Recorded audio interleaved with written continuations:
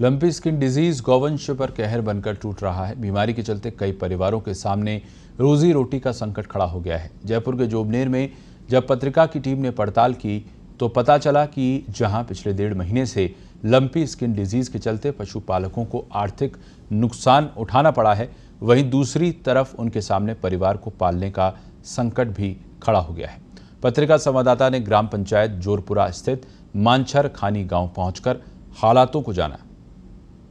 Lumpy बीमारी का प्रकोप लगातार बढ़ रहा है और लंपी बीमारी न केवल पशुओं को गोवंश को अपना काल का ग्रास बना रही है, बल्कि उन लोगों को भी बहुत परेशानी का सामना करना पड़ रहा है जिनकी आजीविका का एकमात्र साधन दूध बेचकर और अपने परिवार का खर्चा चलाना था।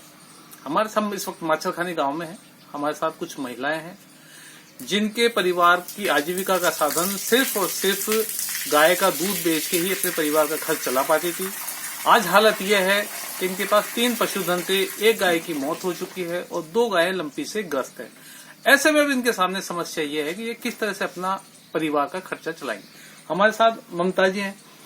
ममता जी, कितने पशु थे आपके और कितने पशु अभी आपके खत्म हो गए और किस तरह से अब आप अपने परिवार का खर्चा चलाती हैं? सर, तीन गायें थी हमारी।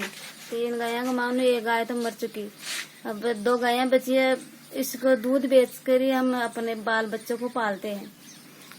अब ये लंपी में ग्रसित है तो ऐसे में अब आप इनका दूध भी नहीं बेच सकती हैं। दूध भी नहीं बेच सकते। तो अब किस तरह से अपने परिवार का खर्चा चलाएंगे? आई तो सर, अब कैसे अब हम परिवार का पेट भरे, हम अपने बाल बच्चों को कैसे पाले? आपके परिवार में और कौन कौन है? 2 बच्चे हैं। और पति क्या करते हैं आपके? और छोटा मोटा काम मजदूरी करते हैं सर। तो मतलब परिवार पे काफी संकट आ गया इस तरह से। संकट आ गया सर। पशुपालन विभाग लगातार कोशिश कर रहा है, सीमित संसाधनों के बावजूद बहुत अच्छी संभाल की है, लेकिन चूंकि बीमारी का संक्रमण बहुत ज्यादा है, संसाधन आपका सीमित है और आपने काफी कोशिश की, इसके बावजूद भी मौत का आंकड़ा काफी बड़ा है। दूसरी चीज सर ये कि अब पशुपालकों के सामने बड़ा संकट खड़ा हो गया है कि दवाइयां उपलब्ध नहीं हो पा रही है, कई तरह की समस्या है। तो किस तरह से अब विभाग आपका कोशिश कर रहा है जो डैमेज है ये कम से कम हो? देखिए, आज की डेट में पहली बात तो ये है कि दवाइयों की अब हमारे पास कोई कमी नहीं है।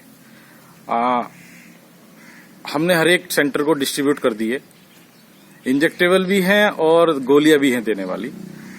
हम लगातार डिस्ट्रीब्यूट कर रहे हैं। कई तरह से दवाइयां आ रही हैं, कन्फेड से भी आ रही हैं और जो कलेक्टर साहब के यहाँ से खरीदी गई है वो उनकी भी सप्लाई आने वाली है। आपके जो गाय हैं या जो पशुधन है वो कितना आपको नुकसान हुआ है? वो कम से कम 2 लाख रुपए नुकसान हो गई। कितनी गाय मर चुकी है आपके? 2 गाय मर चुकी है। अच्छा, आपकी गाय जो ये आप छोटा बच्चा है, बछिया है, तो गाय क्या अभी ब्याई थी क्या? ब्याई थी 12 तारीख को। अच्छा, तो आपका मुख्य काम क्या है? मुख्य काम मजदूरी करता हूँ। इसके अलावा पशुधन है 10-11 गोज है हमारे पास। अच्छा, तो इसका दूध वगैरह डेयरी में देते हैं हम। तो अब जिस तरह से बीमारी चल रही है और जिस तरह से ये पशुधन का आपको नुकसान हो रहा है, तो इस तरह अब आप क्या चाहते हैं? अब क्यों कोई गवर्नमेंट करेगी जो हरजाना देगी, कुछ देगी तो। सर, मेरी ग्राम पंचायत जोरपुरा जोबनेर में 3 ग्राम आते हैं, जोरपुरा, माचरखानी, प्रतापपुरा। माचरखानी में लंपी वायरस संक्रमण से करीब हर घर के हिसाब से जो हमारे पास आंकड़े हैं, कम से कम 40 के लगभग गायों की मौत हो चुकी है। वहीं जोरपुरा में ढाणियां हैं, बास्ट ढाणी, नरुका की ढाणी, वहां पे करीब 8 से 10 और प्रतापपुरा में 10 से 12। कभी एवरेज माने सर तो हमारे ग्राम पंचायत में 60 से अधिक गायों की लंपी वायरस संक्रमण से मौत हो चुकी है। कई गरीब निर्धन परिवार है, उनके सामने भी आर्थिक स्थिति के सामने खड़ा हो गया कि वो दूध बेच के अपना परिवार का पालन पोषण करते थे। तो मेरी यही सरकार व मीडिया के माध्यम से मांग है कि वो इस पे प्रशासन ध्यान दे, जो आर्थिक स्थिति कमजोर परिवार हैं उनका कुछ सहायता के रूप में कुछ उपलब्ध करवाए।